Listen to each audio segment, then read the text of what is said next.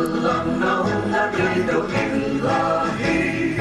Marilah kita terus berjuang dalam Bhinneka Tunggal Ika, merajut harmoni bangsa dalam semangat untuk berkhidmat menuju cita-cita nan mulia, bagai cahaya dalam kegelapan, menyambut datangnya harapan, menerai keadilan sejahtera, hadir untuk membela rakyat.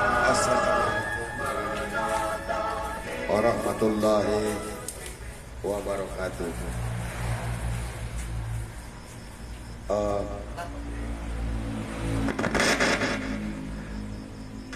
Para pemirsa dan penonton yang budiman, malam hari ini kita kembali tampil di ngobrol volume tinggi atau panggung ngopi Ampera Buru Lubis kilometer 1 Kecamatan Rambah Kabupaten Rokan Hulu Provinsi Riau.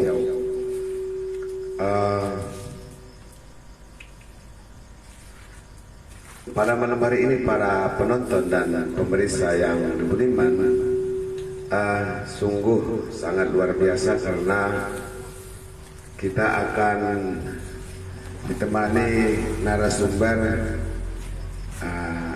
yang cukup dikenal di masyarakat, yaitu Bapak Fahrudin Lubis SPMSI. Beliau ini sedikit kami menyampaikan profilnya adalah seorang birokrasi yang cukup dikenal oleh masyarakat. Pada kesempatan kali ini menjadi narasumber kita para penonton dan pemirsa yang budiman. Adapun tema yang akan kita bincang-bincang dan diskusi dengan Bapak Fahrudin SPMSI adalah pemilu 2024 saatnya main bersih.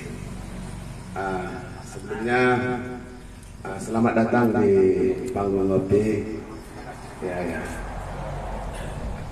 Para pemirsa juga kami ingatkan supaya bisa berpartisipasi, memberikan masukan dan kritikan kepada manajemen jika seandainya ada yang kurang berkenan serta keberlangsungan kegiatan ini.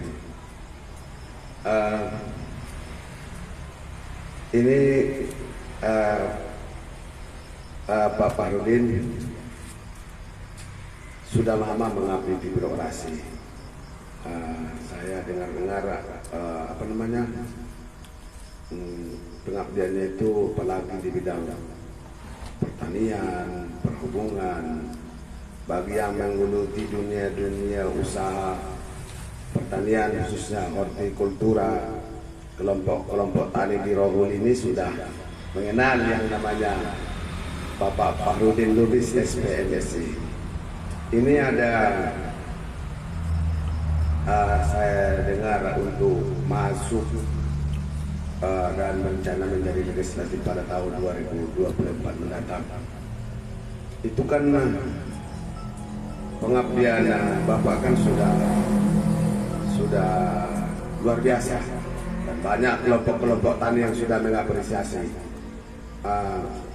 Ini bisa Pak Fahrudin menjelaskan dulu kenapa mencalon lagi 2024 dari partai, kalau nggak salah Partai Keadilan Sejahtera ya Pak Fahrudin ya.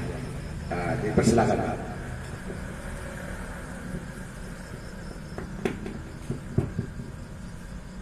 Oke, tentunya pertama kami ini mengucapkan Assalamualaikum warahmatullahi wabarakatuh.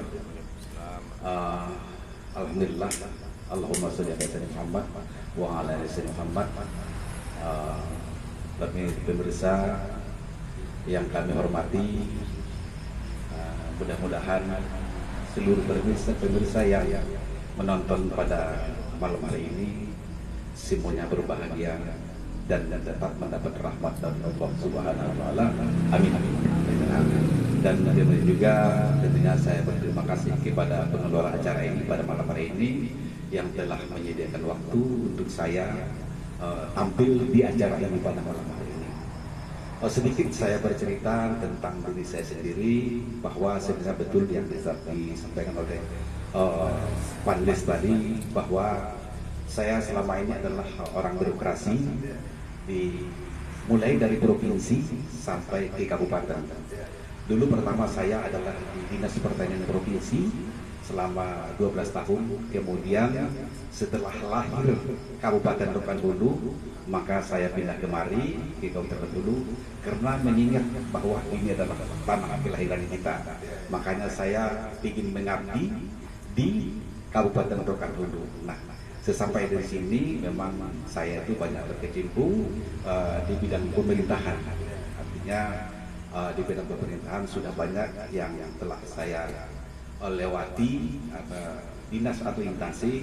Maklum aja karena seorang pegawai katakanlah ASN gitu kan, pindah kemana-mana sesuai dengan apa yang dikatakan dalam perjanjian pegawai negeri itu bersedia ditempatkan di mana saja, sekalipun di ujung dunia gitu kan, bersedia ditempatkan. Jadi berdasarkan pengalaman itu, setelah saya memasuki purna pensiun kira-kira setahun yang lalu, saya melihat bahwa saya itu bukan apa-apa, saya punya potensi untuk bagaimana ikut di dalam ikut membangun rasanya punya kepedulian terhadap Rokan Hulu ini kembali melalui jalur politik atau melalui jalur legislatif. Makanya saya mencoba memasuki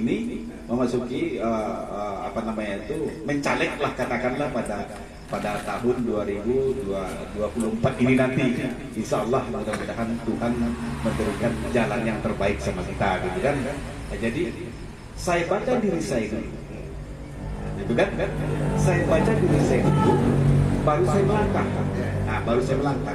Tapi kalau saya baca diri saya tidak punya kompetensi untuk itu, tentu saya tidak akan melangkah. Nah, jadi saya baca dulu tentang kemampuan saya di bidang pendidikan, tentang kemampuan saya di bidang pengalaman di birokrasi.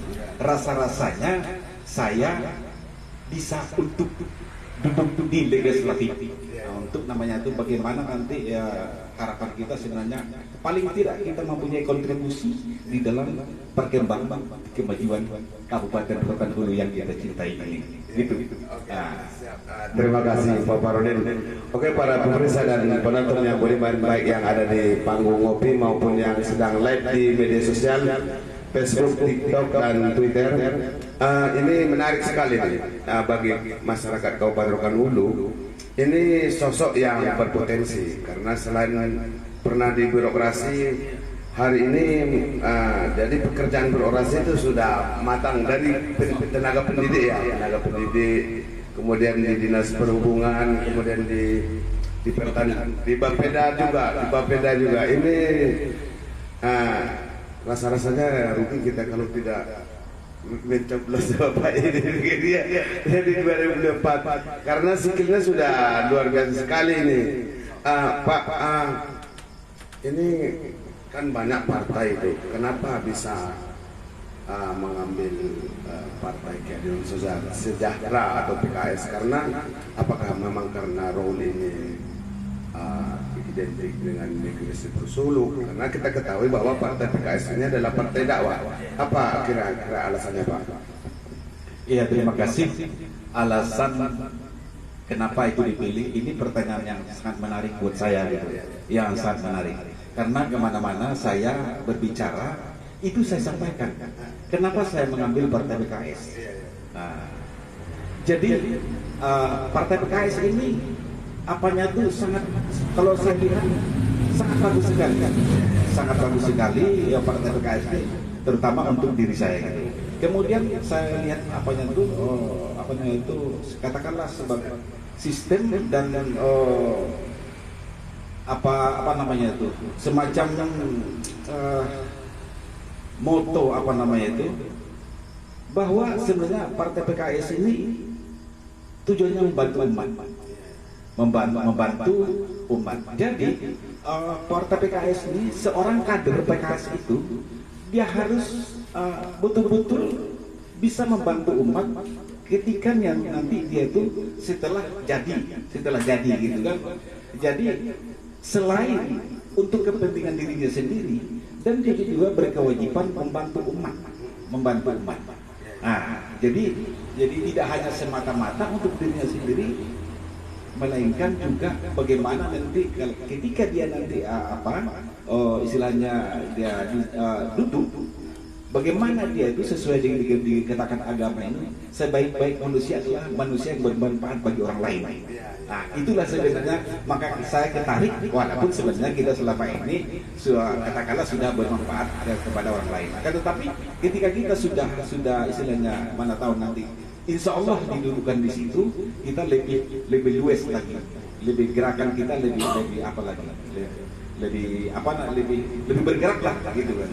Makanya saya lebih memilih Partai PKS, ditambah juga karena di dalam Partai PKS orang-orangnya itu kalau saya lihat tidak begitu sama dengan saya gitu kan, prinsipnya sama dengan saya. Makanya saya memilih untuk di Partai PKS itu. Oke, para pemirsa, luar biasa sekali penjelasannya. Ini Pak Fahrudin maju di Dapil 1 ya? Insya Allah. Dapil 1 itu Kecamatan Rambah, Bangun Purba dan Rambah Samo. Iya. Kalau nanti sepengetahuan Pak Fahrudin itu kalau harus duduk itu berapa suara harus dicapai Pak Fahrudin? Untuk mencapai katakanlah duduk di dalam di dalam satu partai itu berapa nominalnya gitu kan, itu setelah diapakan itu itu tidak bisa ditetapkan, artinya kadang-kadang dia dapat misalnya katakanlah gitu kan, katakan dapat 2.000 atau 2.000 atau 2.100 dia duduk. Ada juga yang dapat sampai 3.000 tidak duduk. Jadi kadang-kadang ya tergantung masing-masing, tapi minimal kita bisa mencapai target yang kita inginkan, yang disampaikan oleh dari partai gitu kan, dari partai. Jadi sebenarnya kalau berkisar 3.500 saya rasa sudah tapi itu semuanya itu kan angka. Namun kita semuanya itu kan tergantung nasib kita yang diberikan oleh Allah sama kita gitu. Amin, semoga hidup Pak Fahrudin. Pak Fahrudin, saya kenal dengan sosok Pak Fahrudin yang cukup ikhlas membantu masyarakat ketika di birokrasi. Cuman saya agak bertanya kenapa Pak Fahrudin jarang bikin marga di belakangnya? Itu alasannya kenapa itu Pak? Jadi kalau alasan itu agak panjang gitu. Kenapa tidak pakai marga? Pertama di dalam ijazah kemarin tidak pakai marga. Di dalam ijazah mulai dari kecil SD sampai memang tidak pakai marga. Sampai kemarin sampai ke Pekanbaru, memang waktu saya kerja di Pekanbaru, kenapa tidak pakai marga gitu orangnya? Jadi alasan saya itulah tidak pakai marga. Jadi orang ketika itu banyak menganggap saya orang dari Melayu sana gitu. Orang dari Melayu sana. Padahal kita orang di sini gitu, Napi Tuhuta gitu ya. Napi Tuhuta. Tapi kita bangga dengan marga kita. Lu bisa luar biasa. Iya. Oke, memang itu mungkin itu tipikal kepemimpinan dari seorang bapak, karena latar belakang kita tidak menjadi masalah. Yang penting adalah masyarakat terbantu Pak ya. Alhamdulillah. Aspirasi masyarakat itu disampaikan. Para penonton dan pemeriksa yang dimuliakan Allah, silakan kami ajak bergabung yang live di Facebook, Twitter, YouTube dengan Pak Parudin, SPMSI. Pak, ini saya mau nanya lagi ini Pak. Fenomena akhir-akhir ini kan dilema politik itu sangat luar biasa. Adanya money politik. Sementara sesuai tema kita pada malam hari ini, pemilu 2024 saatnya main bersih. Komen. Bapak dari PKS siap nggak kira-kira ini atau gimana? Apa kita sepakat menolak yang namanya money politik ini, Pak Parudin? Sebenarnya harapan kita kan seperti itu. Jangan ada nilai ditukar dengan apa? Ditukar dengan apa namanya itu keinginan kita. Maksud saya itu jangan ada money politik itu kan. Harapan kita kan seperti itu. Karena kenapa? Karena kalau menurut pemikiran saya, kalau money politik itu kan dia tidak melihat siapa yang datang, apakah orang ini punya kompetensi atau tidak. Dia yang dia lihat adalah uangnya. Padahal sebenarnya itu rugi dia. Rugi dia itu sebenarnya itu. Karena ketika nanti ketika seseorang itu duduk, kalau bukanlah orang yang punya kompetensi untuk duduk di situ, nanti tidak akan bisa mewakili dia yang duduk di legislatif. Nah, harapan kita sebenarnya seperti itu. Bagaimana pemilih yang bersih, yang profesional gitu kan? Artinya kalau profesional itu dia tidak melihat uangnya gitu kan? Tapi dia melihat seseorang itu mampu enggak kira-kira seseorang itu mewakili dia di legislatif. Nah, untuk menyuarakan suara dia, menyuarakan apa namanya itu apa masyarakat ini. Nah, kalau kita lihat selama ini, ya memang uang yang berbicara. Harapan kita ke depan kepada masyarakat, janganlah semata-mata uang yang berbicara. Paling tidak seperti itu. Janganlah semata-mata uang yang berbicara. Tapi lihatlah dulu orangnya baru. Harapan kita sebenarnya jangan semata-mata 100% uang yang dilihat, tapi profilnya. Maksud saya itu dia punya kompetensi, punya pengalaman, punya pengetahuan, punya kepedulian, komitmen terhadap masyarakat. Karena kenapa? Termasuklah legislatif itu nanti yang akan menggodok program-program pembangunan di suatu daerah itu. Karena legislatif itu bagian dari pemerintah. Karena ada eksekutif, ada legislatif, maka sebuah pemerintahan. Yang dikatakan pemerintah. Itulah yang dikatakan pemerintah, gitu kan? Nah, jadi orang-orang inilah yang bisa melihat apa sebenarnya yang akan dibuat untuk kemajuan Kabupaten Rokan Hulu secara umum, secara makro, secara makro. Jadi harus bisa melihat yang seperti itu. Nah, tapi kalau misalnya, maaf saya bilang itu kurang apanya, tentu dia apa yang dibuat bukan dia. Tapi kalau dia sudah tahu apa yang dibuat, ketika perahu itu berlayar, ya ke lautan, dia tahu bagaimana cara membawa sampan ini gitu. Iya kan? Tapi kalau nanti perahu itu sudah sampai di tengah lautan, dia nggak tahu bagaimana mengarahkan sampan ini. Dia akan tenggelam di sana. Terombang-ambing dia. Harapan kita tidak seperti itu. Orang-orang yang duduk di situ memang orang-orang yang punya komitmen, orang yang punya kemampuan, punya kompetensi, punya kepedulian. terhadap rakyatnya dan Rokan Hulu secara umum.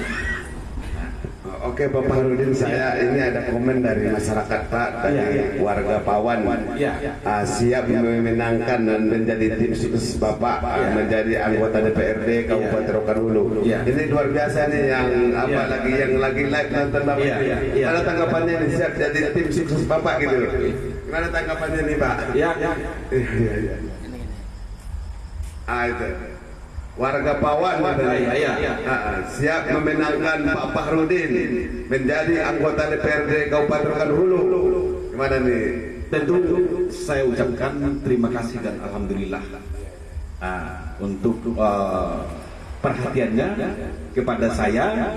Mudah-mudahan niat dari tanggapan itu tuh mudah-mudahan nanti itu diizinkan oleh Allah Subhanahu wa taala. Para penonton dan pemirsa kami juga masih terus minta tanggapan dari masyarakat tentang dialog kami ini. Pak Fahrudin, kita lanjutkan diskusinya. Melihat khusus di Kabupaten Rokan Hulu ini secara umum ya, karena Bapak tadi bilang itu Kabupaten Rokan Hulu yang akan diaspirasikan ke legislatif, akan dilaksanakan di eksekutif mungkin. Fenomena apa yang akhir-akhir ini Bapak belum puas lagi untuk menyampaikan persoalan-persoalan di masyarakat? Kalau Bapak dulu di jajaran eksekutif sudah melaksanakan sesuai bidang yang diberikan oleh pemerintah, kan pemimpin di pada saat itu. Hari ini apa kira-kira yang Bapak lihat persoalan di masyarakat? Berbicara tentang persoalan di masyarakat, kalau kita lihat pada saat ini, ya dari sisi Kamtibmas ada, dari sisi penyakit sosial ada, dari sisi tingkat ekonomi masyarakat ada. Itu pasti jelas. Dari fenomena yang ada di masyarakat, kalau kita lihat pada kesempatan ini bahwa saya katakan tadi ada tiga. Kalau pandangan saya gitu kan, dari tingkat ekonomi masyarakat perlu lagi ekonomi masyarakat itu ditingkatkan. Tentu bagaimana cara meningkatkan ekonomi masyarakat? Tentu tidak terlepas dari bagaimana sentuhan-sentuhan daripada program-program pemerintah yang langsung menyentuh daripada kegiatan-kegiatan masyarakat. Artinya kegiatan-kegiatan itu memang kegiatan yang langsung menyentuh untuk meningkatkan ekonomi masyarakat. Nah ini nanti panjang ini. Kenapa terjadi penyakit masyarakat? Kenapa terjadi penyakit yang lain? Karena dasarnya adalah ekonomi masyarakat. Ekonomi masyarakat. Kalau tidak, tapi bukan seluruhnya, tapi salah satunya gitu. Salah satunya dari bagaimana kalau masyarakat itu sudah sejahtera, saya rasa penyakit masyarakat akan berkurang. Nah, kemudian yang selanjutnya adalah penyakit masyarakat yang lain. Sudah sama kita lihat sekarang ini bagaimana keluh kesah daripada masyarakat tentang mungkin katakanlah tentang penyakit masyarakat seperti pencurian, seperti narkoba gitu, itu sudah penyakit secara umum gitu kan, secara umum. Tentu ini solusinya bagaimana bersama-sama pemerintah dan masyarakat untuk katakanlah menanggulangi itu. Kalau memberantas serasa agak sulit. Tapi kalau menanggulangi secara berangsur-angsur mungkin bisa gitu kan. Tapi kalau secara memberantas itu agak karena yang dua komponen antara pemerintah dengan masyarakat itu harus bersatu padu di dalam rangka untuk bagaimana penyakit masyarakat itu bisa dikurangi gitu. Jadi itu dia fenomena yang ada di masyarakat ini. Kalau menurut pandangan saya, ekonomi, penyakit masyarakat dan penyakit sosial lainnya, dan itu serasa dari dulu sampai sekarang itu memang tetap ada. Itu tidak kita bisa pungkiri karena semakin tinggi tingkat kemajuan, kemajuan perkembangan zaman akan semakin banyak pula penyakit-penyakit yang lain akan bermunculan. Ya sama dengan dokter, semakin banyak dokter semakin banyak lagi kata orang gitu kan, kata orang gitu. Nah, jadi itu katakanlah itu hukum alam atau lumrah.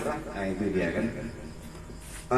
Ya ini ada lagi nih apa namanya komen dari para yang lagi live nih Pak Farudin. Iya. Komennya berikan contoh salah satu meningkatkan ekonomi masyarakat. Udah ahli deh, coba.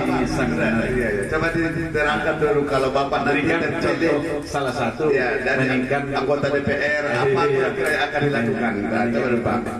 Jadi saya katakan tadi di awal, meningkatkan sebuah program itu, rencana pemerintah itu, dua komponen ini harus saling bersambung antara pemerintah dengan masyarakat.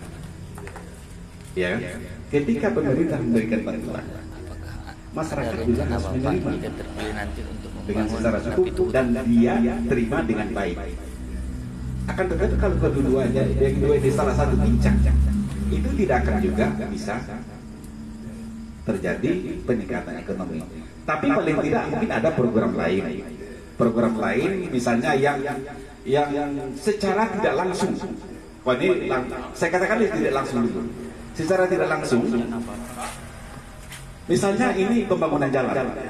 Jika terpilih, pembangunan jalan produksi. jika terpilih menjadi Pembangunan jalan produksi itu fungsinya adalah untuk meningkatkan ekonomi masyarakat.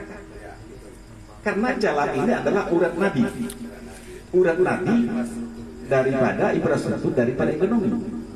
Kalau infrastruktur lancar, tentu kan arus barang kan lancar. Contoh dari Pekanbaru kemari, kalau jalan itu bagus, arus barang dan jasa akan lancar, sehingga bisa meningkatkan ekonomi. Dan punya jalan aja tanah udah naik harganya Pak. Dari yang murah aja di base, nah itu. Kenapa saya katakan demikian gitu kan? Kalau jalan itu buruk, berapa biaya kos yang dikeluarkan oleh petani? Tapi kalau jalan itu bagus, kos yang dikeluarkan petani itu bisa dikembalikan lagi sama dia. Contoh, kalau jalan buruk, ongkos barang 300. Kalau jalan bagus, ongkos barang bisa 100. Artinya bisa dikembalikan sama dia. Pertama. Yang kedua, pemberian bantuan kepada masyarakat. Apakah itu bantuan bibit kepada masyarakat, tapi memang betul-betul dia gunakan. Yang ketiga, memberikan bagaimana pendidikan ekonomi kepada masyarakat itu, memberikan bimbingan dan penyuluhan. Artinya meningkatkan sumber daya manusianya. Meningkatkan sumber daya manusianya. Yang tadi dia tidak tahu menjadi tahu. Kemudian meningkatkan manajemen, cara berpikir masyarakat itu. Mengelola itu. Jadi sebenarnya meningkatkan ekonomi masyarakat itu banyak sebenarnya sektornya. Pada akhirnya sebenarnya sesuai dengan undang-undang dasar itu dikatakan bahwa pembangunan itu negara ini kan untuk mensejahterakan masyarakat. Iya kan? Negara ini tujuannya untuk mensejahterakan masyarakat. Dan undang-undang dasar itu seperti itu. Makanya ya itulah sebagai dasarnya kan. Apapun namanya pembangunan sebenarnya tujuannya adalah untuk mensejahterakan masyarakat, keadilan sosial bagi seluruh rakyat Indonesia. Oke Pak Farudin, ini kita bukan maksud untuk mengotak-otak masyarakat ini, tapi Bapak ada komen lagi nih dari Rajo Angik Garang. Iya. Wah, saya nggak tahu siapa ini Raja Angik Garang. Ada. Apakah ada rencana Bapak jika terpilih membangun lebih hutan? Betul. Ya, ini kita bukan bermaksud karena Bapak tadi bilang akan membangun Kabupaten Rokan Hulu. Ya. Tidak ada mengotak-otak di masyarakat. Ini apa karena Bapak mungkin dari Lebih Tuhuta kan? Iya. Nah, coba komentarnya nih Iya, Pak Farudin. Jadi ketika saya berjumpa dengan salah satu calon dari partai Hanura, kita ini katanya, kalau nanti ini kan bukannya bermaksud mengkotak-kotakkan gitu kan? Kita ini katanya, kalau kita sudah duduk nanti, bagaimana kita caranya mendirikan kecamatan kita yang apa ini katanya? Luar biasa. Kita usulkan mendirikan kecamatan. Iya. Haiti, Sialang, Pawon, Manaming gitu. Iya. Kita jadi ke satu kecamatan katanya. Kalau kita itu udah duduk katanya. Iya. Siap, siap sih. Bagaimana caranya katanya? Caranya itu kita undang seluruh tokoh itu 9. Kita fasilitasi mereka 9. Kita fasilitasi. Kita tunjukkan 9 bahwa inilah apa kita oleh kita. Kalau kita duduk nanti, tapi itu memang harus semua elemen masyarakat yang ikut itu harus sama-sama pingin gitu kan, sama pingin gitu kan. Nah, tentang Nabi Tuhuta, tentu Nabi Tuhuta sebenarnya harus apa? Harus solid, harus kuat, Maju terus Mama. harus kuat, Mama. harus kuat kita. Ini adalah salah satu tugas kita. Kompak ya, kompak Pak Farudin. Harus kompak. Kaum ibu. Iya. Jadi apapun namanya kita harus kompak. Makanya Sialang. menurut saya Tetap mendukung Mama. bersama kita bisa. Iya. Iya.